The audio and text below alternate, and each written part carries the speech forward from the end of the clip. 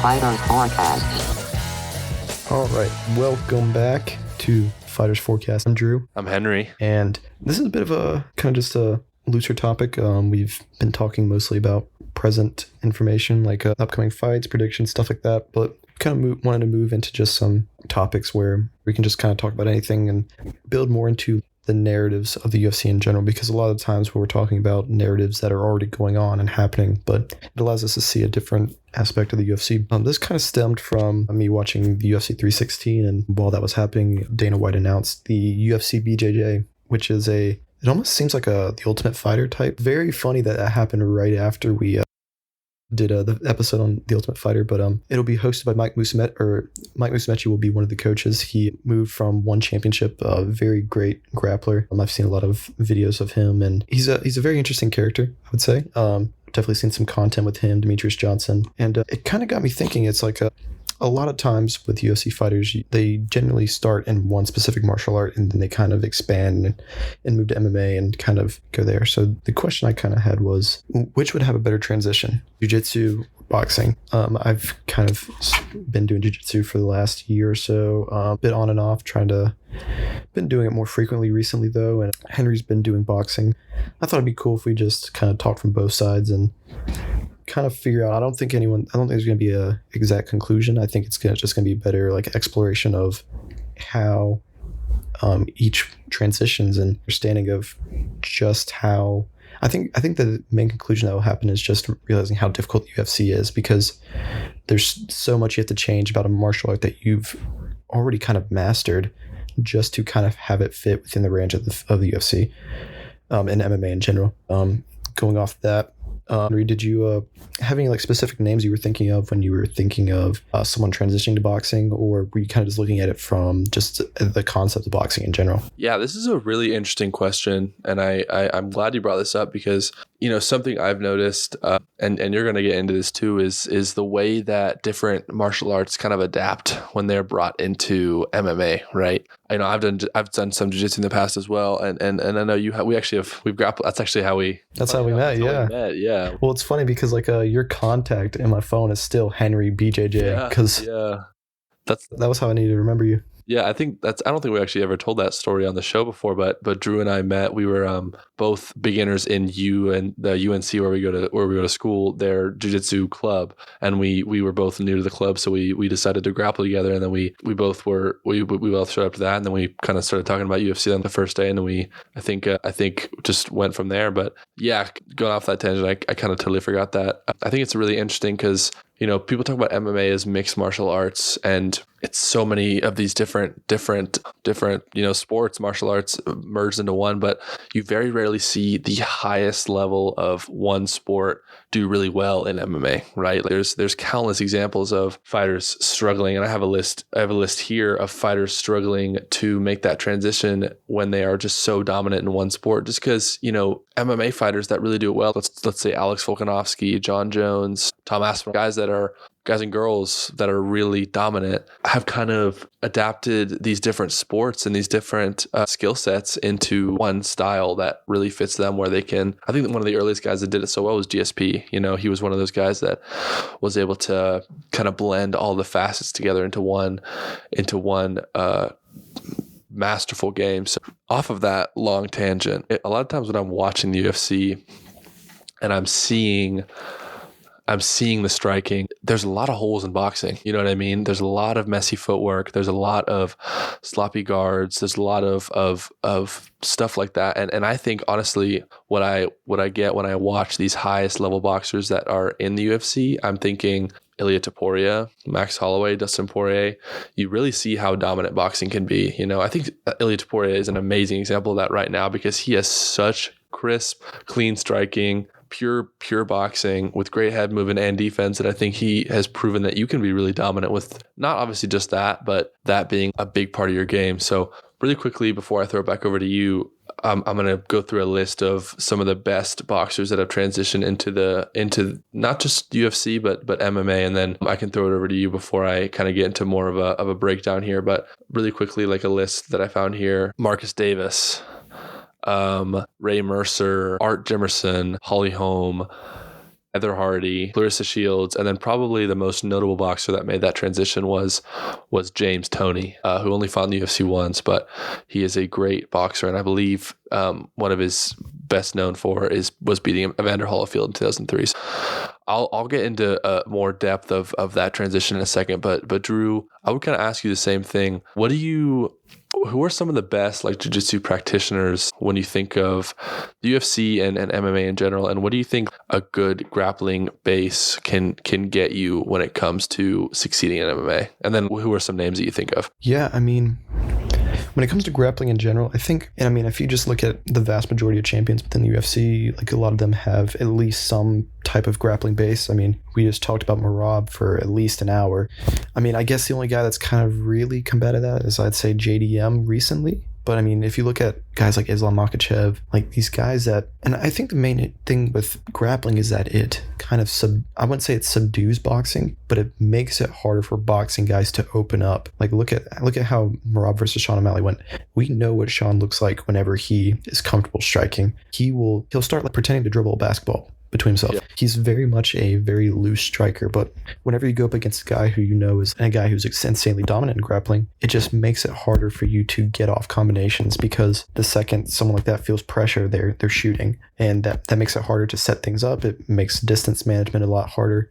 Not to say that grappling is the end-all be-all of being good in the UFC, but it's very important. If there's some notable guys I can think of purely off of just jiu-jitsu that I can think of, Charles Oliveira definitely takes the cake, leads the UFC in submissions. Every time I see his Darce chokes, they always look so good. It's crazy they didn't get that one against Armand Saryukin. I guess a more recent one would be Paddy Pimblett. I think the way he's utilized jiu-jitsu has been very interesting. His triangles, the way he's been able to be very offensive even when pulling guard, the way that he's been able to have active grappling, I would say.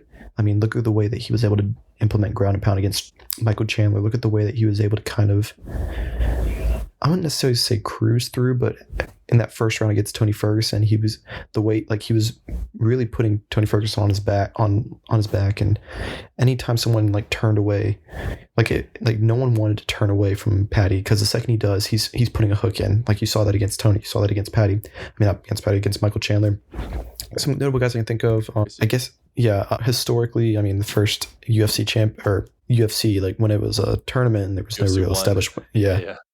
Whenever it was Royce Gracie. And that really I wouldn't necessarily say that put jiu-jitsu on the map, but I think people started realizing just how impressive of a sport it was. Because even now, when you look at UFC, and obviously UFC, like MMA and jiu-jitsu are two different concepts, but oftentimes when someone's watching MMA, like rarely do they think that the person that's on their back in close guard is an advantage. Whereas in jiu-jitsu, you're taught, I wouldn't necessarily say that you're like taught that you should be in close guard, but close guard is looked at as a decent position to be in, at least for the person that's on their back. So it's an important concept, and really this kind of stemmed from the idea that I was watching a grappling match between Gordon Ryan and Bo Nickel, and obviously, I mean, we've seen how Bo Nickel has kind of been in the UFC, so that doesn't necessarily say that being an expert in one martial art automatically means that you'd be dominant. But I was watching that, and I was also watching like these clips like Craig Jones going against some other jiu-jitsu guys, Chael, I think Philip Rowe as well. I think that was during CGI. Yeah, Sean Brady. Yeah. And it kind of made me think, like, if Gordon Ryan went to the UFC, barring the PEDs and other issues, just how good would he be? And I guess that was kind of the question that came forward. So I guess I'll bring it back to you. What do you think is the biggest change for people that are predominantly boxers? I think the one person who's been an exception to that is Ilia Topuria. I think his boxing it looks very much like boxers boxing. Yeah, I would say. Agree. I think like Max Holloway is a very great striker, but his boxing looks a lot more like an MMA fighter's boxing, whereas Ilia's looks like he could very well, I'm not to say that Ilia's on the level of professional boxers, but it has the footwork and the head movement and the way he like ducks and rolls. His movement and pressure is just very crisp and clean, and I think that's why people get caught so much, because they're not used to that level of head movement and that technique. But aside from Ilia, who seems to be an exception to that, what do you see as the biggest change in people that start predominantly as boxing and then have to move to MMA? Yeah, when I read that list earlier, there's very few names on that list that you could probably think like that stick out to me and probably to most people as like, oh, like they are established UFC fighters. I would say honestly, pretty much the only one that I could read off this list and be like, oh, like that was an established Hall of Fame UFC fighter would be Holly Holm. Holly Holm, we were just talking about her after 316. To answer your question, as far as what I think changes when a boxer transitions, I think the only boxers that are really able to be effective have to kind of change their style. The footwork is different, right? Like boxing footwork is much more upright. It doesn't allow for checking kicks and getting low to defend takedowns and stuff like that. So I think Holly Holm is really, truly such an exception. What people don't know about Holly Holm is that she came into the UFC with a boxing record of 33-2. She was a champion. She just recently got inducted into the Boxing Hall of Fame. You know what I mean? So, and I don't know if you saw this, but she actually just got signed with Jake Paul's MVP to get back into boxing. Like she is back into boxing. So, it is a really hard thing to transition from because there's so much that's different from professional boxing than professional MMA. Just the first most obvious one is the size of the gloves too. You know what I mean? If you're holding up your guard to block a jab in boxing, you can kind of put your gloves there and swat it away or have your guard up. But if you try to do that in MMA and you try to hold up these tiny gloves, it's just going to get right through, right? So there's so many little intricacies that make it so much different and so interesting to watch that transition. And I think that's why one of the most recent cases was Clarissa Shields, who is arguably the GOAT in women's boxing, the greatest woman of all time, multiple time champion, current champion. But she had 2 PFL fights and she went 1-1 and she did really well, but her boxing didn't look quite as good as it did in the sport of boxing in MMA. And I think that is really a testament to, and I think you've been talking about BJJ is very similar, the way that the sport has to change and almost the sloppiness that has to get added to your boxing game to really succeed in MMA. And I think that's why Ilia Topuria is such an outlier, because he has really kept what makes his boxing so clean and crisp, which is the way he goes to the body, his head movement, his just the power in his shots, the way he turns his body into every shot. Look at that Volk knockout. Oh my gosh, crazy. But he's transitioned it in a way where he stands low enough to defend takedowns. He can shoot takedowns. He's got a nasty kicking game, So I think the boxers that really succeed have to augment their game to a way that if they tried to go back into the sport of boxing, they probably wouldn't be as successful. So I would ask you the same question, Drew. What sticks out to you about the difference between MMA jiu-jitsu and competitive gi or no gi jiu-jitsu? Yeah, I mean, and it's funny too, because when I got into jiu-jitsu, I started showing like clips of it to my dad and stuff, and he'd be like, that doesn't make any sense. Like you could punch from that position. And that is true. And I think that's the biggest obstacle. I think people, when you're doing jiu-jitsu, you are fighting hands. Like you are obviously aware of like where someone's hands are, but there's a lot more focus on control, and there's a lot more focus on control. And also you have to, like when you're defending in jiu-jitsu, you're not necessarily defending fists and wrists. You're mostly focusing on defending arms and grips. So like for instance, if I'm in close guard, right?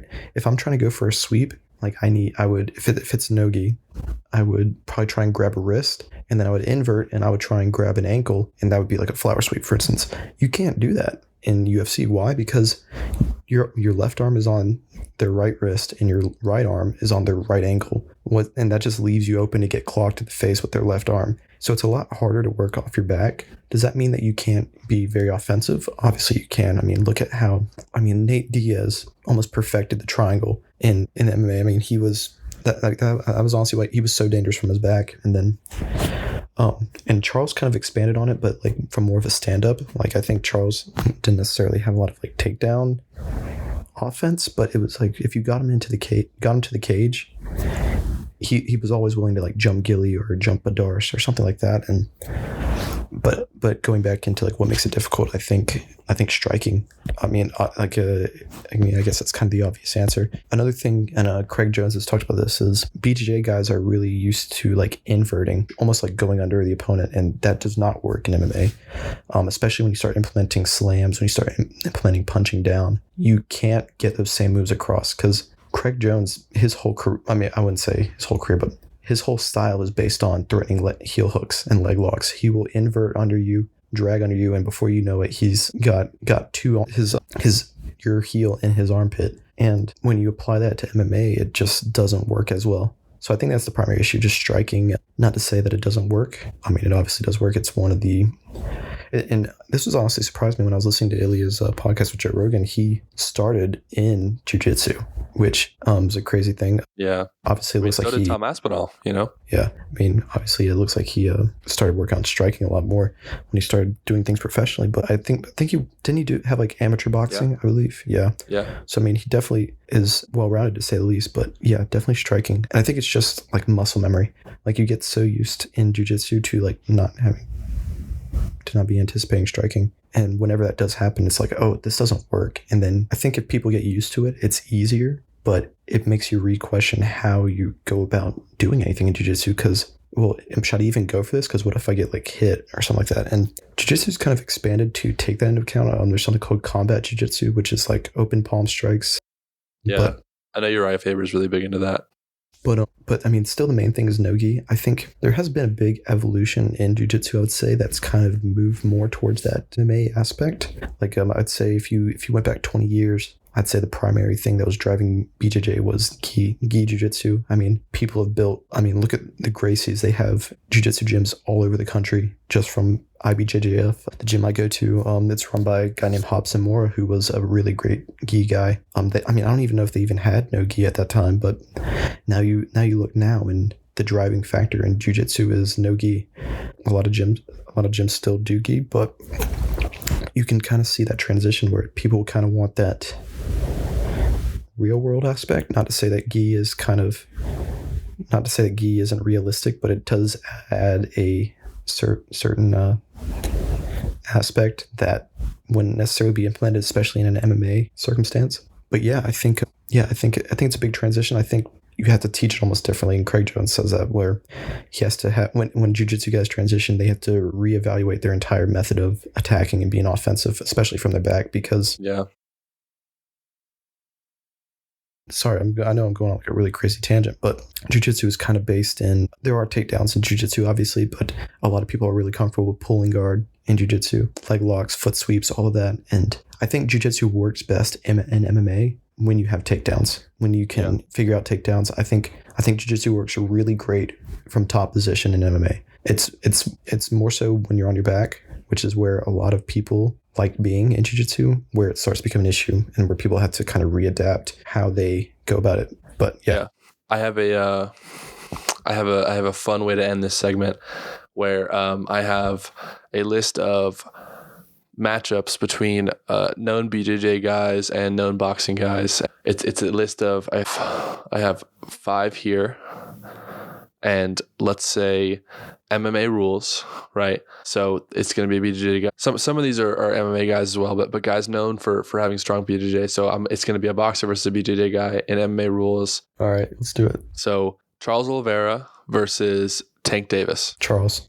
What if it was a street fight? Still Charles. Yeah, well, I think Charles, because Charles is also a Tank's also striker. Like 135 pounds. I think maybe the better one there would be like Lomachenko, or maybe like a I think Canelo's like 180. I think it's also hard with MMA guys because that like they have that striking as well. Okay, let's just take the pure jiu-jitsu of these guys, right? Let's restart the segment. Let's say the pure jiu-jitsu of the guys, the MMA guys versus the boxers in an MMA fight. So let's think if we're gonna pick Charles Oliveira as an example, and he was the first one is Charles Oliveira versus Tank Davis. This is Charles Oliveira. Imagine Charles Oliveira has literally random Joe off the street level striking, right? But his BJJ is like as good as it is versus Tank Davis in the UFC. Who wins? Honestly, I think Charles, and the only reason I say that is because I think realistically what Charles does in that scenario is like it's kind of dumb, but I think he pulls guard. And I think he's going to get the first punch. I think Tank will land the first punch, could knock him out, maybe, especially if he's like going downwards. But I think what ends up happening is he gets that first punch, he ends up in half guard, and then it kind of goes from there. Not to say that Tank couldn't get some strikes off, but I think the main thing that's throwing me off there is just the weight difference. I think it's a lot easier for Charles, especially I think there's could be like a 20, 30 pound difference there, maybe. So I would. Yeah. Sorry, go ahead. So I'd maybe say Charles in that situation. I think unless he's walking towards him and going to attempt to strike and then take him down, then that does change things. I think Tank's odds get a bit better. But I think if Charles literally lays on his back, which we've seen him do before, like he will do that, no questions asked. I think if Tank takes the bait, then once it gets to the ground, it's kind of an issue there. Yeah, let's move on. But I think honestly, a more interesting one would even be like Crawford versus Oliveira. Like Crawford is a little bit heavier than he fights near 154, so he's fought light in the past, but that could be a really interesting one. I think Canelo is, let's say, Craig Jones versus Canelo Alvarez, because Canelo has fought guys like Dimitri Bivol who are a little bit bigger. I know Craig probably sits around 180, 190, but I think that one would be more of a fair one. That's an interesting one. I think it just entirely depends. I mean, I would maybe give Canelo in that instance. I think Canelo has a lot of crazy power. Yeah, and I think Craig's not really one to like pull guard. I think the issue here is we need to look at it as if they're both going to like start within a puncher's distance of each other, and the BJJ guy is going to try and get a takedown. If that's the circumstance, I think Canelo wins that one. I think Craig has really good BJJ. He's kind of mastered the concept of kind of just like working from his back.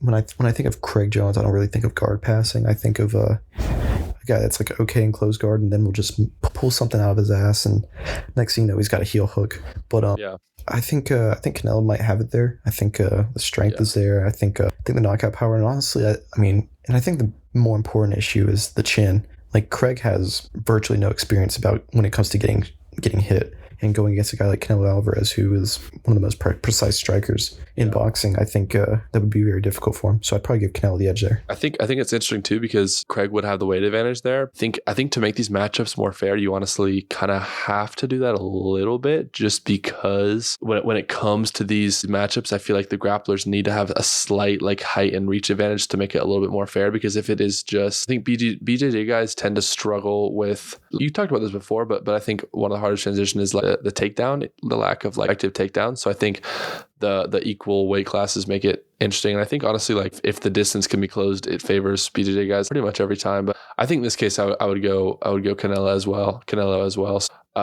I think that's all I have. I think what's hard about these matchups is the weight class disparity. There's not really like boxing weight classes are so random, and BJJ guys are also kind of harder to pin down, because you wouldn't really want to put a heavyweight boxer against Gordon Ryan or something. I don't know. It's a hard discussion to have. I think it's really interesting, and it kind of brings this discussion back to where it started as, which is like which martial art can be more effective when transitioning into MMA. For sure. I mean, I think we kind of got to all the conclusions. I think one question I'll ask to kind of end it is, and this isn't necessarily to like put you on the spot or anything, but if let's say that I told you like you have to fight in the UFC in 2 years, obviously, and like this goes into another tangent where it's like I think the people that are the best in the UFC that we have seen are people that did not necessarily start within a certain aspect of martial arts, if that makes sense. Like for instance, Volkanovski, he was a rugby player, and he kind of moved into wrestling, jiu-jitsu, striking. He kind of learned all of it at one time, and I think that's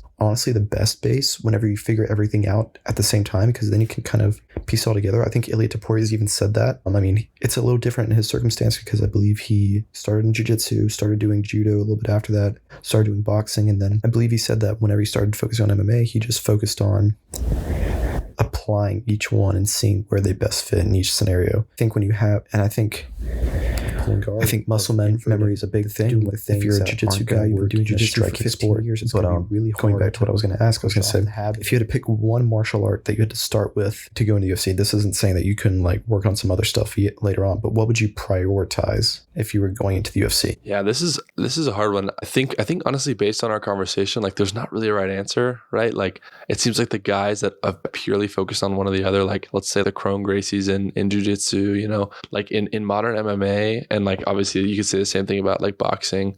In modern MMA, if you just focus on one and then try to mix it all up, like it's really hard to make a run. I think if I was objectively to like look at like every facet, I would probably not even pick jiu-jitsu or boxing. I would probably pick wrestling, just because it seems like if you can have a good base and takedown defense and some basic takedowns, you can establish a lot of your game off of that. But if I was to just pick between jiu-jitsu and boxing, being someone who's done a little bit of both, I think I would say probably jiu-jitsu I would start with, just because I feel like fundamentally, but actually I don't know. This is why this is such a hard question to answer. I feel like if you start from young enough, fundamentally having a really good base in jiu-jitsu you could still pick up the basics of boxing pretty well. And I feel like boxing in MMA is different enough from professional boxing where you wouldn't need to learn traditional boxing, probably in the same way you wouldn't need to learn traditional grappling. But I feel like there might be some more nuances to jiu-jitsu to say that it might be better to learn first. Yeah. What about you? Yeah, I mean, you kind of said a lot of things I was thinking. I think the primary issue with BJJ is first off striking, which I've said before. It's really hard to be offensive on your back. And the thing that nullifies jiu-jitsu the most is the fact that takedowns are not necessarily a major forefront of the teaching of jiu-jitsu. Not to say that there aren't people that do learn takedowns that are really good at takedowns in jiu-jitsu, but it's not necessarily a takedown sport. I think the one you would look at the most would be wrestling, maybe judo. Those are kind of the primary. If I had to start in MMA, I would probably pick one of those two. I think the main issue is because so much of advanced jiu-jitsu requires space, and it's really hard to implement that. Not to say that you can't, but it's really hard to implement the things that really separate the elite of jiu-jitsu without that space. It's so hard to do inversions. It's so hard to get off like a triangle. In order to get a triangle, the person needs to posture and you need to have wrist control. If you don't have that, it's almost impossible to get a triangle. And that's really hard to get in an MMA fight. If someone does posture, they're going to have their arms up and they're already swinging at you. It's really hard to control that. And I think, but yeah, I agree. I mean, if I had to pick between the two, I'd probably say jiu-jitsu. I think in most circumstances, most MMA fights end up on the ground to some extent. Even if you do get rocked, chances are you're going to the ground unless you get completely flatlined. It's always something that's important to learn. I think we talked about Corey Sandhagen, like 50-50s. I think just like learning different things, learning how to get up. I think if you can learn good striking, if you can learn how to create space, one thing jiu-jitsu teaches really well is getting out from top pressure. I think getting out from half guard, that's something that usually happens a lot, especially when you start getting up against the cage. That's something that's helpful. But yeah, I think it's kind of the conclusion we drew. I think if you focus on one thing, you're not going to be good at everything, or you're not going to be good at all, because it's mixed martial arts. If there was one martial art that made you the best fighter in the world, it wouldn't be MMA. It'd be called jiu-jitsu, or it'd be called boxing. Like that's the thing that kind of changes it. And you have guys like Ilya who are kind of, and I guess, it feels like I keep glazing Ilya, but it's not even to say that Ilya is a pure boxer. He's not. He trains with Marab. His grappling is really good. But I mean, there's no one person that you look at in the UFC who is honestly primary anything anymore. You can maybe see that at the start. I mean, Connor was primary striker. Nate kind of relied on jiu-jitsu a decent amount, at least when he was on his back, but he also kind of had that cardio, which kept him going. You don't see guys at that level, and I think that's where you're seeing MMA go anyway, where you're seeing more of a kind of equilibrium where everybody's everything. I think people come into the sport training everything, versus when it first started, like you said, Royce Gracie was just jiu-jitsu, And I think we're just now seeing the Ilias show up because the people that started the UFC did not know, they had no means of building that base at the start. Ilya was doing jiu-jitsu when he was like 5 or 6 years old, and he was growing up when the UFC was being established. And I don't know if it was his life goal to make it to the UFC or become an MMA fighter, but he had the time to build a base and become such a well-rounded fighter. And I think as time progresses, we're going to see more Ilia Toporias and less Conor McGregor's as the UFC expands. And I think it's interesting because it's one of the few sports where you kind of see how the skill has adjusted in such a short period of time. Whereas a lot of other sports, you can see a steady increase in ability, but it's kind of stagnated in a lot of sports. And it seems like people are just now kind of figuring out what optimizes MMA. So it's interesting to see. Yeah. I think it's a really interesting talk, and I think we could honestly keep going for forever. And like you said, the sport keeps evolving. There's going to be a lot to see. It'll be really interesting to see the kind of skill sets that we we see in the next couple of years. I think that's probably a good stopping point, unless we have anything else to throw out there, Drew. I think so. I think it was pretty good. Yeah, thanks you guys for listening. We love doing these little special. This is our second of these special edition little mini episodes. We're trying to put out more every week. So, thanks for listening, following, support, all that. I hope you guys have a good weekend, and we will see you next week. Thank you. I'm Henry. I'm good. We're out.